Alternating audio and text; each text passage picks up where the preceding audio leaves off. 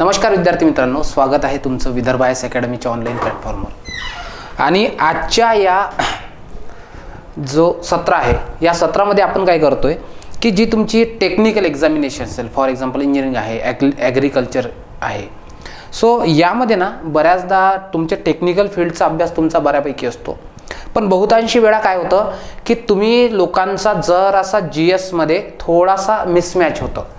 So यापुढे आपण काय करतोय, प्रत्येक विषयाच्या स्ट्रॅटेजीच्या संदर्भात एक एक लेक्चर घेऊन येतोय। आज पहिल्यांदा निश्चितच मी बोलत असेल तर ते म्हणजे भूगोलाच्या, जसं की थंबनेलमध्ये तुम्ही बघितलं असेल की तयारी महाराष्ट्राच्या भूगोलाची। सो महाराष्ट्राच्या भूगोलाच्या संदर्भात मुलांमध्ये अनेक सारे न्यूनगंड आहेत की सर मग हा जो विषय आहे हा विषय टोटल फॅक्च्युअल आहे, पाठांतर खूप सारं आहे, त्यानंतर पाठांतर असेल तर मग आम्ही कसं लक्ष द्यायचं, आमचे पाठांतराचे थोडेसे प्रॉब्लेम होतात, कन्सेप्टपर्यंत ठीक आहे पण मात्र असा फॅक्च्युअल विषय असेल। सो अनेकाविध गैरसमज तुमच्या मनात निश्चितच असतात। सो आज आपण काय करूया, तुमचा एक एक जो आहे गैरसमज याच्यावर आपण आज बोलूयात। चला सुरुवात करूया आजच्या लेक्चरला। तर बघा, नॉर्मली तुम्हाला जो महाराष्ट्राचा भूगोल आहे, ठीक आहे, तर एक लक्षात घ्यायचं, महाराष्ट्राचा जो भूगोल आहे या महाराष्ट्राच्या भूगोलाचे एक स्वतःचे काय आहे, स्वतःच्या असा एज आहेत, एज म्हणजे किनारी आहेत की या विषयाचेच आहे। सो महाराष्ट्राचा भूगोल हा विषय लक्षात ठेवायचं। महाराष्ट्राचा भूगोल हा तुम्हाला प्री आणि मेन्स दोन्ही अँगलनं जर शिकायचा असेल तर नॉर्मली प्रिलिम्सला या विषयाला 12, ठीक आहे, जवळपास 12 जे चॅप्टर आहेत ते आहेत, आणि मेन्समध्ये याचा जरा वेटेज कमी होताना तुम्हाला दिसतोय, ठीक आहे। तरीही आपण काय बघूया की सर मेन्स आणि प्रिलिम्स या दोन्ही दृष्टीने जर आम्हाला करायचं असेल तर आम्ही कशा पद्धतीने याच्याशी डील केलं पाहिजे, ठीक आहे। तर लक्षात घ्यायचं, प्रिलिम्सला जे 12 चॅप्टर राहतात त्या 12 चॅप्टरमध्ये कोणकोणते चॅप्टर आहेत, तर सर्वात पहिला असतो तो म्हणजे महाराष्ट्राची राजकीय रचना, ठीक आहे, महाराष्ट्राचा राजकीय भूगोल। आणि या राजकीय भूगोलाच्या अंतर्गत काय शिकायचं असतं तुम्हाला, तर या राजकीय भूगोलाच्या अंतर्गत तुम्हाला शिकायचं असतं ते म्हणजे महाराष्ट्रातील प्रशासकीय विभाग, महाराष्ट्राचा अक्षांश रेखांश विस्तार, त्याचं जगातील स्थान, भारतातील स्थान, ठीक आहे, त्यानंतर तिथे जिल्हे, तालुके, प्रादेशिक विभाग। सो ह्या ज्या गोष्टी आहेत ह्या इथे शिकायच्या असतात। म्हणजे आपण सिलेबस काय करतोय, डिकोड करतोय। चला पहिलं चॅप्टर आपण डिकोड करूया। तर राजकीय भूगोलाच्या अंतर्गत तुम्हाला शिकायचं आहे सर्वात पहिले अक्षांश व रेखांश विस्तार, अक्षांश व रेखांश विस्तार। नंबर 2 तुम्हाला शिकायचं आहे तद्वतच त्यानंतर महाराष्ट्रातील प्रशासकीय विभाग, त्यानंतर तुम्हाला शिकायचे आहेत महाराष्ट्रातले प्रत्येक जिल्हे, त्यानंतर शिकायचे कुठे आहे कोणते तालुके वगैरे, त्यानंतर तुम्हाला शिकायचे आहेत महाराष्ट्राला लागलेल्या सीमा, कोणत्या सीमा, राजकीय सीमा। राजकीय सीमा म्हणजे काय, कोणत्या राज्याची सीमा कोणाला लागून असते, ठीक आहे। आणि यामध्ये प्रश्न कसे येतात तर बघा, लक्ष द्या, इथे तुम्हाला प्रश्न येतात की महाराष्ट्राचं क्षेत्रफळ किती, ठीक आहे, क्षेत्रफळानुसार प्रथम 5 जिल्हे, ठीक आहे, त्यानंतर क्षेत्रफळानुसार शेवटचे 5 जिल्हे, त्यानंतर प्रशासकीय विभागांचा क्रम, प्रशासकीय विभागांचा क्रम, त्यानंतर जे प्रादेशिक विभाग आहेत, भाषेनुसार जे आपण विभाग पाडतोय, सो प्रादेशिक विभाग आहेत त्या प्रादेशिक विभागाच्या संदर्भात संपूर्ण माहिती।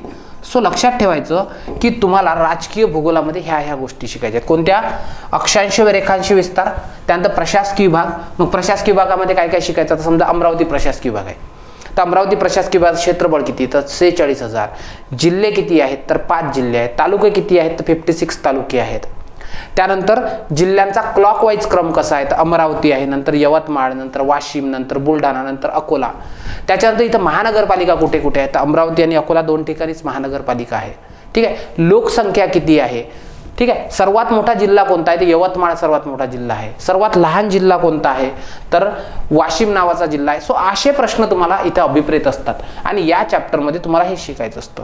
नंतर अमरावती तालुक्यात किती, अमरावती जिल्ह्यामध्ये किती तालुके आहेत, तर 14 तालुके आहे, यवतमाळमध्ये किती आहे, तर 16 आहेत, वाशिममध्ये किती आहे, 6 आहेत, अकोल्यामध्ये किती आहे, 7 आहेत, कळतंय का, बुलढाण्यामध्ये किती आहे, 13 आहेत। सो ह्या सर्वच्या सर्व गोष्टी तुम्हाला तिथे शिकायच्या असतात, कळलं का। म्हणजे अशा प्रकारे प्रत्येक जिल्ह्याचं प्रत्येक प्रशासकीय विभागाचं PM तुम्हाला करता आलं पाहिजे. PM म्हणजे पोस्टमार्टम. ठीक आहे, कळले का? राजकीय भूगोलामध्ये नॉर्मली तुम्हाला इतक्या सेगमेंटवर प्रश्न येऊ शकतात. ठीक आहे, चालेल. चला, 2 नंबरचं चॅप्टर तुमचं राहतं ते म्हणजे मी बाजूला होतो, लिहून घ्या, म्हणजे तुम्हाला एक आयडिया येईल कोणत्या गोष्टी तुम्हाला शिकायच्या असतात. हां, चला. नंतर असतं राजकीय, नंतर प्राकृतिक भूगोल. आता सर्वात मोठं चॅप्टर जर कोणतं असेल, ठीक आहे, भूगोलामध्ये सर्वात मोठं चॅप्टर कोणतं असेल तर ते चॅप्टर आहे कोणतं? प्राकृतिक भूगोल. कारण की मोस्टली जे प्रश्न येतात तुम्हाला हे इथून येतात आणि याचा आवाका खूप मोठा आहे. हे चॅप्टर जर तुम्हाला व्यवस्थित समजलं ना तर मग इतर गोष्टी तुम्हाला व्यवस्थित समजायला सुरुवात होते. सो त्याच्यामुळे मी तर म्हणेल बेस आहे हा. मग सर याच्या अंतर्गत काय काय येतं तर व्यवस्थित लक्ष द्या. प्राकृतिक भूगोलामध्ये सर्वात पहिले तुम्हाला कोकण शिकावं लागतं. कोकणमध्ये काय? कोकणची निर्मिती कशी झाली, कोकणमधले भाग कसे आहेत, म्हणजे दक्षिण कोकण काय, उत्तर कोकण काय, खलाटी काय, वलाटी काय, क्षेत्रफळ किती, जिल्हे किती, तालुके किती, मध्य जो कोकण आहे तो काय, दक्षिण कोकण काय, उत्तर कोकण काय. ठीक आहे, सर्वात जास्त महानगरपालिका तिथे कोकणमध्ये का जास्त आहेत. ठीक आहे, अशा गोष्टी. त्याच्यानंतर कोकणमध्ये असणाऱ्या खाड्या, कोकणमध्ये असणारी बंदरे, त्याच्यानंतर कोकणमध्ये असणारी बीच म्हणजे पुळणी. ठीक आहे, पुळणी. सो असे हे जे आहेत, ठीक आहे, असे हे एकूणात जे भाग आहेत, ठीक आहे, हे तुम्हाला शिकावे लागतात. तरंग घरचे चबुतरे काय आहेत. ठीक आहे, सो ह्या सगळ्या गोष्टी मग ट्रिक करायची, खाड्या कशा पाठ करायच्या. आता बघा, आपलं विदर्भ आयस अकॅडमीचं जे मेन चॅनल आहे, या चॅनलवर तुम्ही माझं खाड्यांचं लेक्चर तुम्हाला मिळेल. सो तुमच्या खाड्या ह्या जवळपास पाठ होऊन जातील. सो अशाही प्रकारे आहे, कळलं का तुम्हाला? चालेल. मग तद्वतच तुम्हाला काय शिकावं लागतं? सह्याद्री पर्वत. मग सह्याद्री पर्वताच्या संदर्भात पण काय, सह्याद्री पर्वताची निर्मिती कशी झाली, त्यानंतर सर्वात सह्याद्री पर्वत जे आहे इथे असणारी शिखरे कोणती, त्या शिखरांचा क्रम लिहायचा. कसा क्रम लिहायचा? एक क्रम करायचा उंचीनुसार, दुसरा क्रम करायचा तो म्हणजे त्या ठिकाणी उत्तरेकडून दक्षिणेकडे. ठीक आहे, उत्तरेकडून दक्षिणेकडे. त्यानंतर अजून काय? ठीक आहे, तर अजून त्या ठिकाणी मग तुम्हाला काय करावं की इथे असणाऱ्या खिंडी, ज्याला तुम्ही घाट म्हणता. ठीक आहे, सो हे करावं लागतं. झालंय का? त्याच्यानंतर तुम्हाला इथे एवढ्या गोष्टी केल्यात तुम्ही. आणि एक म्हणजे थंड हवेचे ठिकाण, थंड हवेचे ठिकाण. सो ह्या गोष्टी तुम्हाला इथून प्रॉपर कराव्या लागतात.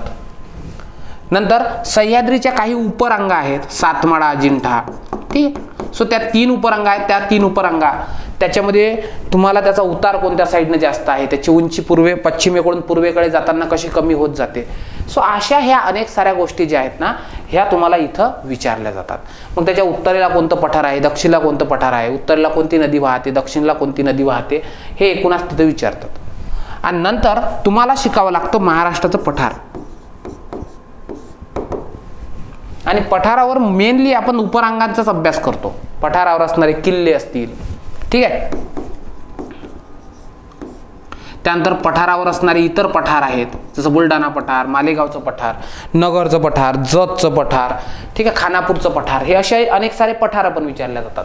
सो त्या ठिकाणी तुम्हाला पठारांच्या संदर्भात असं दिसून येतं. ठीक आहे, एवढं तुम्ही शिकले की मग प्राकृतिक भूगोलामध्ये तुम्हाला पूर्व विदर्भ काय, पश्चिम विदर्भ काय, ह्या गोष्टी कळायला सुरुवात होतील. ठीक आहे, सो नॉर्मली प्राकृतिक भूगोलामध्ये तुम्हाला एवढं सारं आणि खूप सारा डेटा कलेक्ट असतो, तो तुम्हाला करावा लागतो. आलं लक्षात? म्हणजे ह्या चॅप्टरच्या संदर्भात मी तुम्हाला एकच सांगेल की यातला जो डेटा आहे हा तुम्हाला पाठांतरावर न्यावा लागतो. हे शिकून झालं की तिसरं चॅप्टर तुमचं येतं ते म्हणजे काय? भूगर्भ रचना. आता एक लक्षात ठेवायचं, भूगर्भ रचना म्हणजे काय?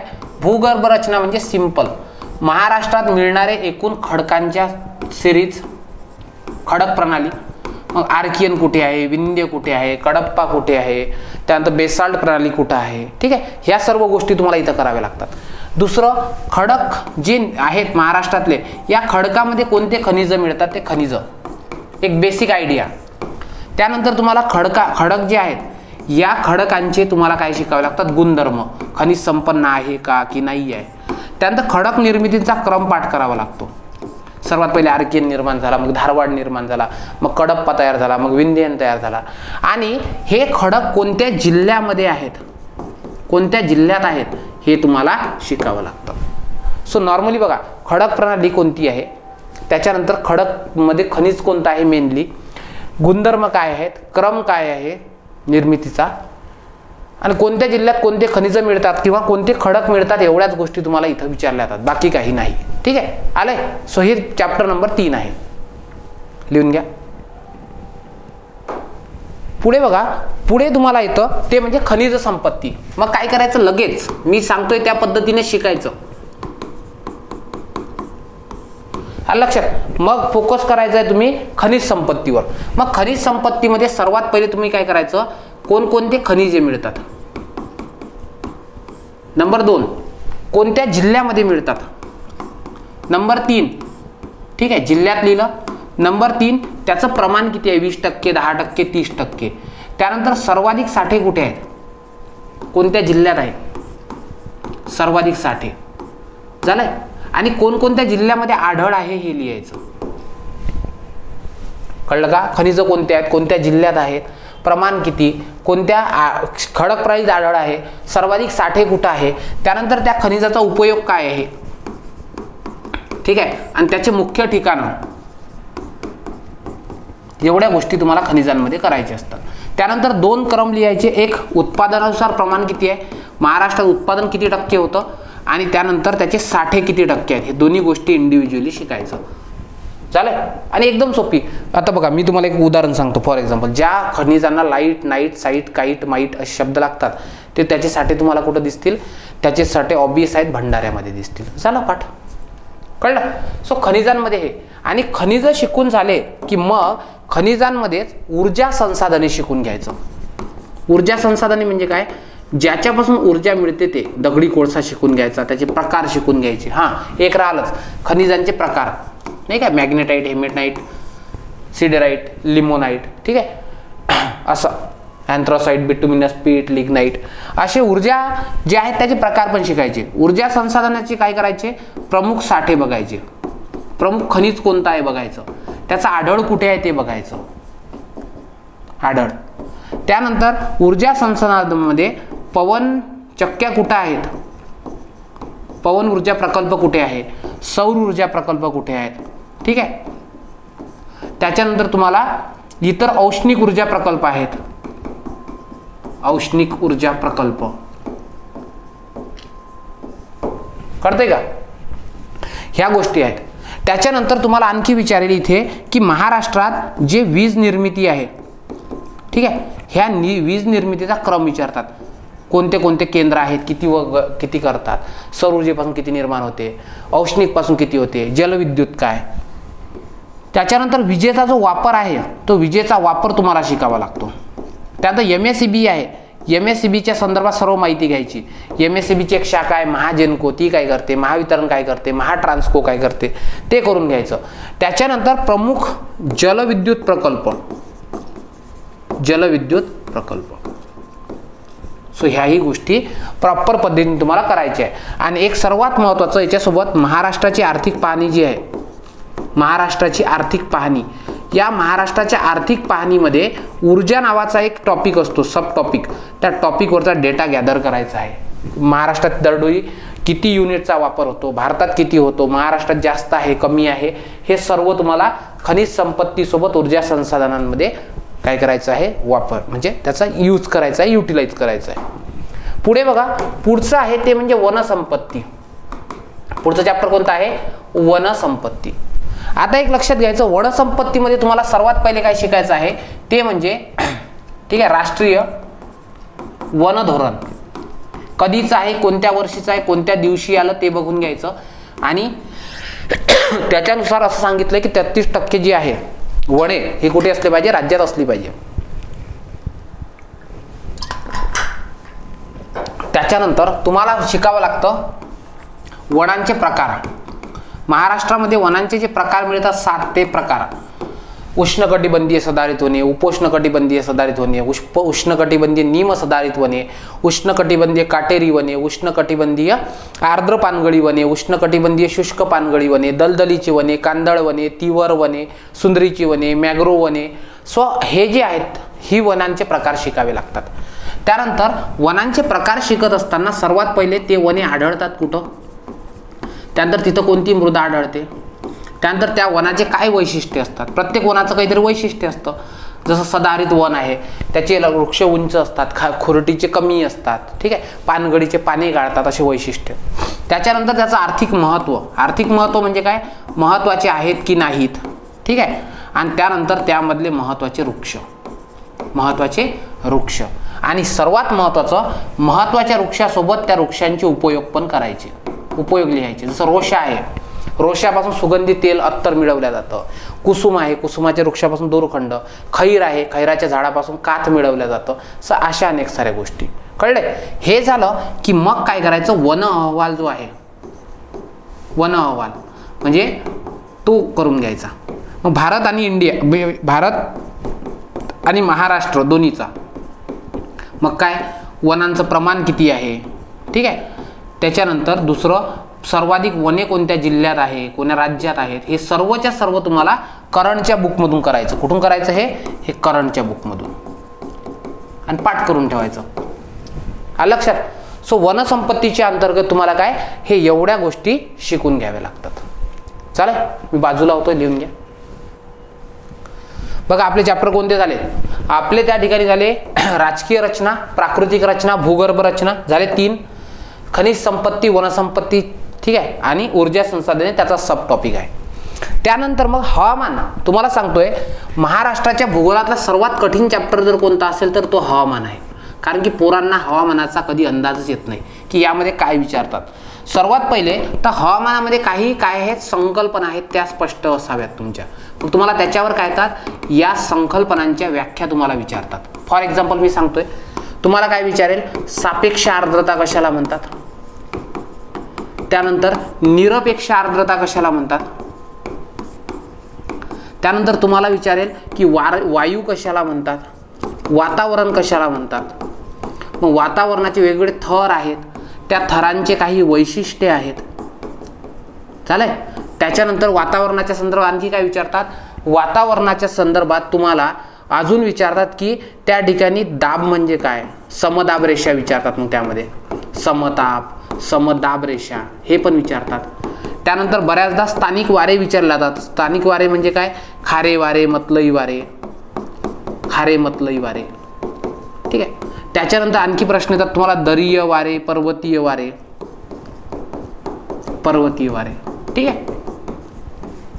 त्यानंतर तुम्हाला कमाल किमान तापमान समजलं पाहिजे, तापमान काय असतं ते समजलं पाहिजे.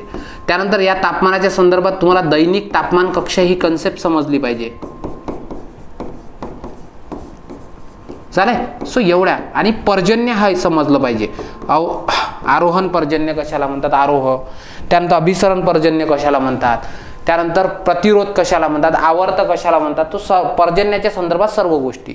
आणि पर्जन्यामध्ये मग तुम्हाला फाटे फुटायला सुरुवात होतात. एक तर सर्वात पहिले पर्जन्याचे तुम्हाला प्रकार समजले पाहिजे किती आहेत. तर नंबर 2, महाराष्ट्रातलं पर्जन्याचं प्रमाण माहीत असलं पाहिजे.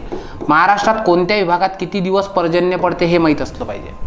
काही सोपी आहे एकदम. हे बघा, हा जर महाराष्ट्राचा मॅप ड्रॉ केला, हा कोकणचा खालचा एरिया, हा कोकणचा वरचा एरिया म्हणजे हा खलाटी, हा वलाटी, हा घाटमाता, हा अवर्षणग्रस्त प्रदेश, हा मध्य महाराष्ट्र, पूर्व विदर्भ, ठीक आहे. इथे बघा, इथं पर्जन्य पडतं ते म्हणजे 50 ते 75 सेंटीमीटर. अवर्षणग्रस्त प्रदेश आहे, इथं 100 सेंटीमीटर, इथं 100 ते 150 सेंटीमीटर. बघा कसं कसं वाढतंय, 1 2 3, इथं 150 ते 200, इथे 150 ते 200, इथे 200 ते 250 आणि इथं 250. चालेल. किती सोपी आहे सांगा बरं.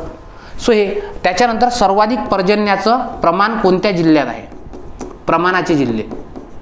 त्यानंतर सर्वाधिक पर्जन्याचे दिवस कोणत्या जिल्ह्यात आहे ते जिल्हे लिहून घ्यायचे. झालं.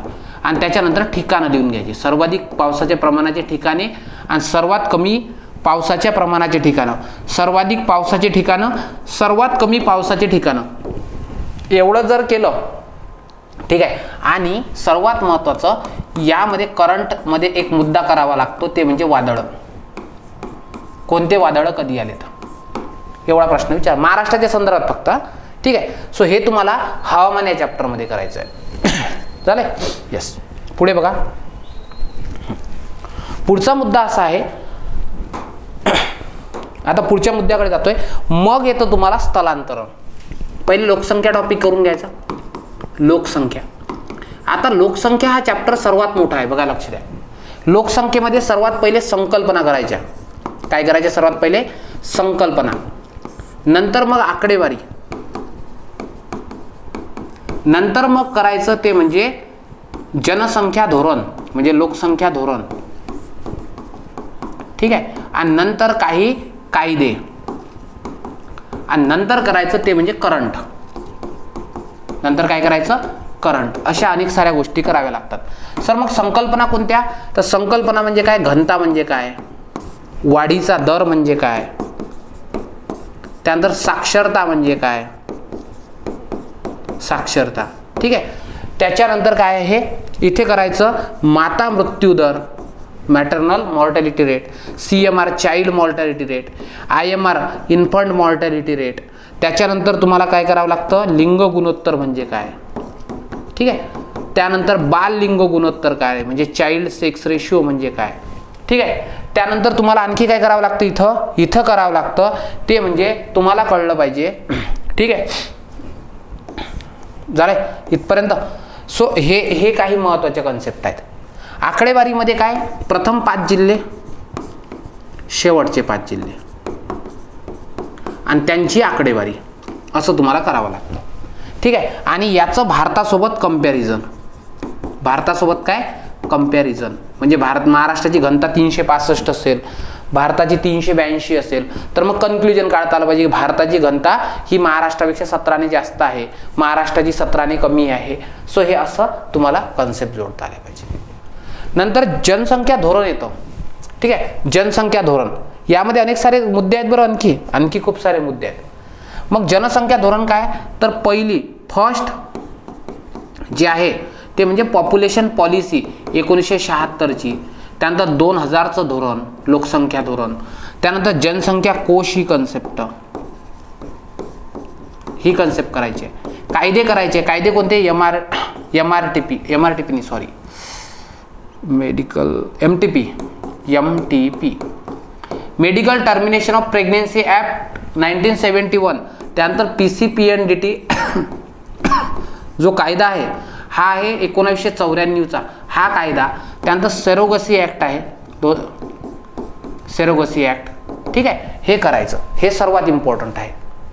आणि करंटमध्ये काय करायचं? सध्याचे नॅशनल फॅमिली हेल्थ सर्वे याचे रिपोर्ट जे तुम्हाला कुठं मिळतात?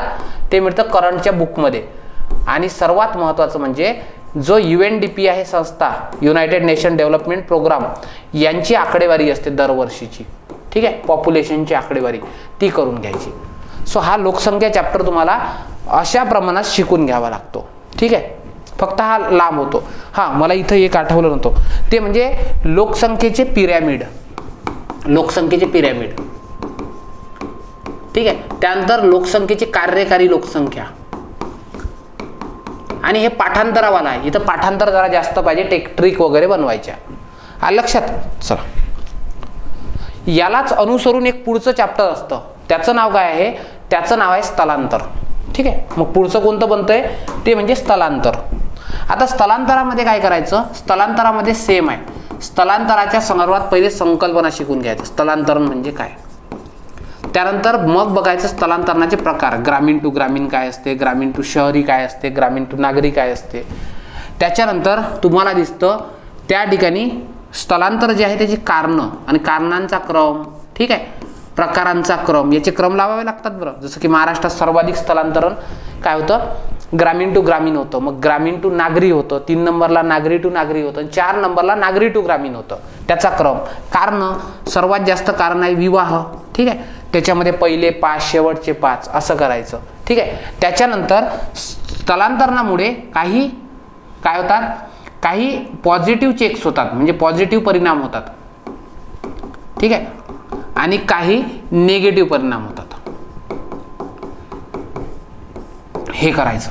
ठीक आहे, मग आंतरजातीय वगैरे, आंतरजातीय स्थलांतरण वगैरे आहे, हे सर्व करून घ्यायचं. ठीक आहे, आणि इथे 2 कन्सेप्ट करायच्या, ते म्हणजे नॅशनल पॉप्युलेशन रजिस्टर, ठीक आहे, NPR, आणि नॅशनल सिटिझनशिप रजिस्टर NCR.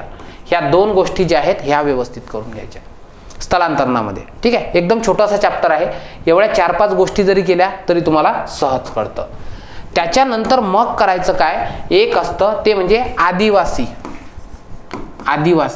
जमाती, असं एक स्पेशल स्वतंत्र चॅप्टर तुम्हाला येईल, ज्यामध्ये तुम्हाला काय करायचं आहे, सर्वात पहिले तर आदिवासी म्हणजे काय, नंबर 2 महाराष्ट्रात आढळणारे आदिवासींचे प्रकार म्हणजे जमाती,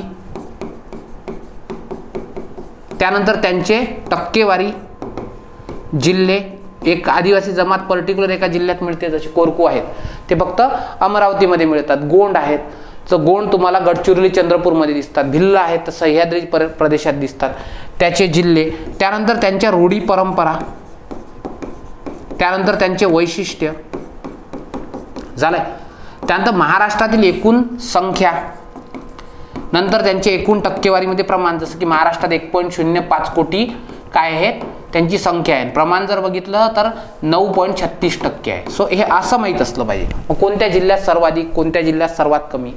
त्यानंतर आणखी येत आहे की एक आदिम आदिवासी ही कन्सेप्ट येते, ज्याला इंग्लिशमध्ये म्हणतात पर्टिक्युलरली वल्नरेबल ट्रायबल ग्रुप्स. ठीक आहे, मग ज्याच्यामध्ये माडिया गोंड आहे, कोलाम आहे, कातकरी आहे, ठीक आहे ते, आणि महाराष्ट्रात असणाऱ्या एकूण जमाती मग 47 जमाती आहेत. झालंय, आणि त्यांचे प्रश्न काय आहेत आदिवासींचे, त्यांचे वैशिष्ट्य काय आहे. सो हे जे सर्वच्या सर्व मुद्दा आहे, हा मुद्दा तो आहे. आलं का लक्षात. स्थलांतरण आहे, आदिवासी जमाती आहे. त्यानंतर मग एक चॅप्टर तुम्हाला येतोय, ठीक आहे, ज्याच्यामध्ये ठीक आहे तुम्हाला, ज्याला तुम्ही म्हणता काय, नदी प्रणाली. आता नदी प्रणालीमध्ये काय आहे, पाठांतराचे मुद्दे जास्त आहे. एक नदी घ्यायची, पहिले तर महाराष्ट्रातले नदीचे जे आहेत, ठीक आहे, नदी प्रणालीचे प्रकार शिकून घ्यायचे. समांतर नदी प्रणाली कशाला म्हणतात, ठीक आहे, त्याच्यानंतर वृक्षाकार नदी प्रणाली, पॅटर्न म्हणतात त्याला, ड्रेनेज पॅटर्न, ते शिकून घ्यायचं. नंतर महाराष्ट्रातल्या नद्या ज्या आहेत त्याचं वर्गीकरण करायचं. वर्गीकरणामध्ये काय, काही नद्या पूर्ववाहिनी, काही नद्या पश्चिम वाहिनी, ठीक आहे. त्यानंतर आता घ्यायचं नदीचं, त्या ठिकाणी तुम्हाला नद्या खोऱ्यांचा क्रम लिहायचा, सर्वाधिक कोणतं नदी खोरे आहे त्याचा क्रम लिहायचा. त्यानंतर एक रॅन्डम कोणती नदी घ्यायची. आता नदी शिकत असताना तुम्हाला काही गोष्टी शिकाव्या लागतात. नंबर 1 नदीचा उगम, नदीची लांबी, त्यानंतर नदीच्या अवस्था, म्हणजे कोणत्या भागात ती कशी वाहते, खचदरीतून वाहते का वगैरे. त्याच्यानंतर नदीचे जे आहे उपनद्या, मग उपनद्यांचे 2 प्रकार करायचं, डावीकडून मिळणाऱ्या उपनद्या, डावीकडून, आणि दुसरं म्हणजे उजवीकडून मिळणाऱ्या उपनद्या. झालंय, यस. त्याच्यानंतर पुढे बघा, याच्या संदर्भात उपनद्या झाल्या की त्या उपनद्यांचे संगम स्थळे, ठीक आहे. थोडंसं हँडरायटिंग माझं व्यवस्थित नाही काढता, फास्ट लिहितोय ना त्याच्यामुळे. संगम स्थळे आहेत. त्याच्यानंतर त्याच्या किनाऱ्यावरील, नदीच्या किनाऱ्यावरील शहर आहेत, हे करायचे. त्या नदीच्या किनाऱ्यावर असलेले देवस्थानं, ठीक आहे, एवढ्या गोष्टी तुम्हाला करायच्या. मग कोकणमधल्या पठारावरच्या, सो सर्वच्या सर्व तुम्हाला इथं या सेगमेंटेशनमध्ये करायचं असतं. म्हणजे नोट्स कशा काढायच्या याची तुम्हाला एक बेसिक आयडिया येईल. हे झालं. त्याच्यानंतर तुम्हाला मोस्टली, म्हणजे तुम्ही जर बघितलं आतापर्यंत तर नदी प्रणाली, आदिवासी जमाती, स्थलांतरण, त्यानंतर लोकसंख्या, हवामान, ठीक आहे, भूगर्भ रचना, वनसंपत्ती, खनिज संपत्ती, प्राकृतिक, भूगर्भ, हे तुम्ही बघितले. नंतर तुम्हाला एक शेती नावाचा चॅप्टर येतो, ज्याच्यावर प्रश्न विचारण्याचे चान्सेस जास्त नाहीत, पण तुम्हाला एक शेतीमध्ये सर्वात पहिले काय करावं लागतं, शेतीचे प्रकार. तुम्हाला शेतीचे प्रकार. नंबर 2 तुम्हाला काय करावं लागतं, शेतीच्या संदर्भात प्रमुख योजना.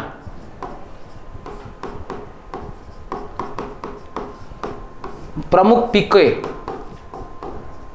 त्या पिकांच्या प्रमुख जाती, ठीक आहे, त्या पिकांचा प्रमुख प्रदेश, ठीक आहे, हे एवढं तुम्हाला करावं लागतं. काय काय सांगितलं?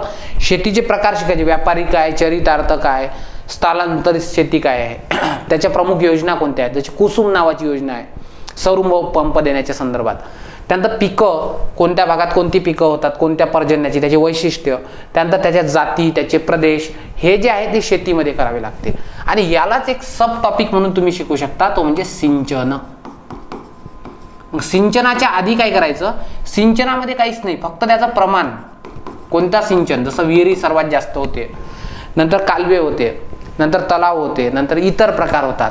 त्याच्यानंतर सिंचनाच्या संदर्भात प्रमुख प्रकार त्याचे, ठिबक सिंचन काय, त्याचे फायदे काय, त्याचे तोटे काय, स्प्रिंकलवालं सिंचन आहे, त्याचे फायदे काय, त्याचे तोटे काय, ठीक आहे, असं. आणि त्याच्यानंतर या सिंचनाचे काय आहेत, फायदे काय आहेत आणि तोटे काय आहेत, कारण की क्षारीकरणाचा तोटा असतो ना, सो फायदे आणि तोटे हे दोन्ही चालेल. आणि सर्वात महत्त्वाचं म्हणजे प्रमुख सिंचन प्रकल्प. काही तलाव आहेत महत्त्वाचे, त्याचे नावं, काही सिंचन प्रकल्प आहेत म्हणजे धरणं आहेत, त्या धरणांची नावं हे तुम्हाला इथं करावे लागतात. धरणं आणि मोठमोठे तलाव आहे, लक्ष्मी तलाव, रंकाळा तलाव, हे कुठे आहेत? कोल्हापुरातले आहेत. सो अशा प्रकारे विचारल्या जाऊ शकते. झालं. त्यानंतर तुम्हाला पुढचं चॅप्टर येतं म्हणजे मृदा. सर्वात पहिले तर मृदा निर्मिती म्हणजे काय हे तुम्हाला कळलं पाहिजे. मग मृदा निर्मितीच्या संदर्भात जेनीज इक्वेशन आहे, ॲग्रीवाल्यांना व्यवस्थित माहिती आहे. त्यानंतर मृदा जी आहे, या मृदेच्या संदर्भात मृदेचे प्रकार, त्यानंतर मृदेचा आढळ, मृदेचे वैशिष्ट्य, ठीक आहे, त्या मृदेत घेतली जाणारी प्रमुख पिके झालंय. त्याच्यानंतर मृदा जी आहे, या मृदेची धूप ही संकल्पना, त्यानंतर मृदेचे धुपीचे कारण आणि त्याच्यावरच्या उपाययोजना, हे जे आहे हे मेनली तुम्हाला इथं शिकावं लागतं मृदेच्या संदर्भात, ठीक आहे. बाकी मग आणि मृदेच्या संदर्भात जर सरकारी योजना असतील तर त्या योजना मेनली तुम्हाला शिकून घ्याव्या लागतात. येतंय का लक्षात? चालेल. हा काय झाला? मृदा झाला, सिंचन झाला, शेती झाला, हे सोबत कनेक्ट करून नदी प्रणाली आहे. सो असे काही चॅप्टर झाले. याच्या व्यतिरिक्त तुम्हाला अजून अभ्यासात काय आहे? ठीक आहे, अजून अभ्यासामध्ये काय येतं? तर अजून अभ्यासामध्ये तुम्हाला येतं तो म्हणजे पर्यटन. पर्यटनामध्ये काहीच नाही करायचे तुम्ही. पर्यटन स्थळ फॉर एक्झाम्पल ज्योतिर्लिंग महाराष्ट्रातले, त्यानंतर महाराष्ट्रातले शक्तिपीठे, त्यानंतर अष्टविनायक. मग अष्टविनायकासोबत महाराष्ट्र विदर्भातले अष्टविनायक शिकून घ्यायचे. त्यानंतर महत्त्वाचे दर्गे आहेत, ते दर्गे महत्त्वाचे जे आहेत, शिखांचे गुरुद्वारे, त्यानंतर हिंदूंचे धार्मिक स्थळं म्हणजे मंदिरं चालेल. त्याच्यानंतर मशिदी महत्त्वाच्या चालेल, हे करून घ्यायचं. त्यानंतर इथे असणारे बीच आहेत जे आपण ऑलरेडी पाठ केलंय. त्यानंतर महाराष्ट्रातले जे महत्त्वाचे, ठीक आहे, महत्त्वाचे काय म्हणतो आपण त्याला, की असे काही टुरिझम स्पॉट आहेत ते तुम्हाला करावे लागतात. अरे लक्षात. सो तुमच्याकडून आयोगाला एवढ्या अपेक्षा आहेत की तुम्ही इथं ह्या गोष्टी केल्या पाहिजे, किल्ले वगैरे हे. त्याच्यानंतर झालं हे. त्यानंतर वनांमध्ये आणखी एक महत्त्वाचा मुद्दा सांगायचा राहिला तुम्हाला. वनांमध्ये तुम्हाला महाराष्ट्रात असणाऱ्या रामसर स्थळ, ठीक आहे, महाराष्ट्रामध्ये असणारे अभयारण्य, महाराष्ट्रामध्ये असणारे राष्ट्रीय नॅशनल पार्क, त्यानंतर महाराष्ट्रात असणारे टायगर प्रोजेक्ट म्हणजे व्याघ्र प्रकल्प, ठीक आहे, टायगर प्रोजेक्ट्स. सो हे जे आहे ना, हे असे महत्त्वाचे जे गोष्टी आहेत, ह्या महत्त्वाच्या गोष्टी ह्या तुम्हाला तिथं करायच्या असतात. आणि याच्या व्यतिरिक्त मग काही छोटे फुटकळ टॉपिक असतात, म्हणजे विद्यापीठं कोणते, महाराष्ट्रात असणाऱ्या महानगरपालिका कोणत्या, ठीक आहे. सो असे हे जे फुटकळ टॉपिक आहे, ते फुटकळ टॉपिक सध्या तुम्हाला अभ्यासात येऊ शकतात. पण मला असं वाटतंय की जर तुम्ही एवढं जरी केलं, म्हणजे जेवढं मी तुम्हाला सांगितलं एवढं जरी तुम्ही केलं ना, तर तेवढं तरी तुमच्यासाठी काय आहे, इनफ आहेत. आणि एक राहतं मग ते म्हणजे वाहतूक आणि दळणवळण. वाहतूक व दळणवळण यामध्ये तुम्हाला रेल्वे मार्ग, ठीक आहे, त्यानंतर हवाई मार्ग, त्यानंतर असणारी विमानतळं झालंय, त्याच्यानंतर तुम्हाला असणारे नॅशनल हायवेज ह्या गोष्टी, त्याच्यानंतर येतात उद्योगधंदे.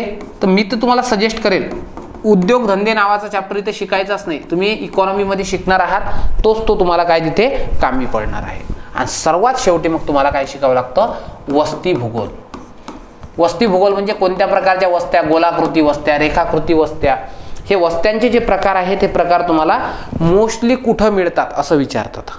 केंद्रित वस्त्या काय, सघन वस्त्या काय, कोकणमध्ये असणाऱ्या वस्त्यांचे वैशिष्ट्य काय, पठारावर असणाऱ्या वस्त्यांचे वैशिष्ट्य काय. सो अनेकाविध जे मुद्दे आहेत ते तुम्हाला इथं अभ्यासाला येतात. म्हणजे जर तुम्ही बघितलं ना तर मोस्टली तुम्हाला असं दिसतंय की इथे तुम्हाला, ठीक आहे, आता लास्ट कन्क्लुजन येतो, मोस्टली असं दिसतंय की तुम्हाला नंबर 1 सर्वाधिक दिसत आहेत संकल्पनामध्ये. संकल्पना झाला की लगेच तिथं काय करायचं, त्याची जे पाठांतराचे मुद्दे आहेत, पाठांतराचे मुद्दे, हे मुद्दे करून घ्यायचे आणि ते झाले की तिथंच त्याच्या ट्रिक्स फॉर्म करायच्या आणि हे झालंय की मग सोडवायची PYQ. सो असं जरी केलं ना तर भूगोलाचा मुद्दा आणखी क्लिअर होतो. फॉर एक्झाम्पल नसेल समजत तर मी तुम्हाला सांगतोय की माझं खाड्यांचं एक लेक्चर आहे, मी अलीकडेच टाकलंय 2-4 दिवसापूर्वी, खाड्या आहेत, ठीक आहे. या खाड्यांचं लेक्चर तुम्ही काय करा, प्रॉपर पद्धतीने करून घ्या, म्हणजे तुम्हाला कळेल मी हे सर्व गोष्टी कशा सांगितल्या आहेत. मी PYQ नाही घेतले तिथे, पण तुम्हाला सांगतोय. आणि आणखी तुम्हाला काही डिफिकल्टी येत असतील तर काय करायचं, विदर्भ IAS अकॅडमीच्या ॲपवर जायचं, मेन ॲपवर, आणि तिथं माझा काय आहे, माझा कोर्स आहे भूगोलाचा. तो भूगोलाचा कोर्स तुम्ही परचेस करू शकता, ज्यामध्ये मी भारत आणि महाराष्ट्र ह्याचा जो आहे हा सविस्तरपणे भूगोल तिथे शिकवला आहे. सो अशा प्रकारे तुम्ही काय करू शकता, या विषयाची तयारी करू शकता. सो फारसा असा नाही आहे, मी तुम्हाला तेच सांगायचं होतं मला आजच्या लेक्चरमध्ये की नेमकं सिलेबस डिकोडेशन काय आहे हे मुद्दे मी तुम्हाला प्रॉपर पद्धतीने तिथे समजून सांगितले. आय होप तुम्हाला लेक्चर आवडलं असेल. ठीक आहे, सर्वांना अशी विनंती आहे की ज्यांनी चॅनल सबस्क्राईब केलं नसेल त्यांनी चॅनल सबस्क्राईब करून घ्या, जेणेकरून तुम्हाला काय असतील याचे अपडेट मिळत जातील आणि हे लेक्चर तुमच्या मित्रांशी नेहमीच काय करा, शेअर करा. Thank you so much. Keep studying. Jai Hind.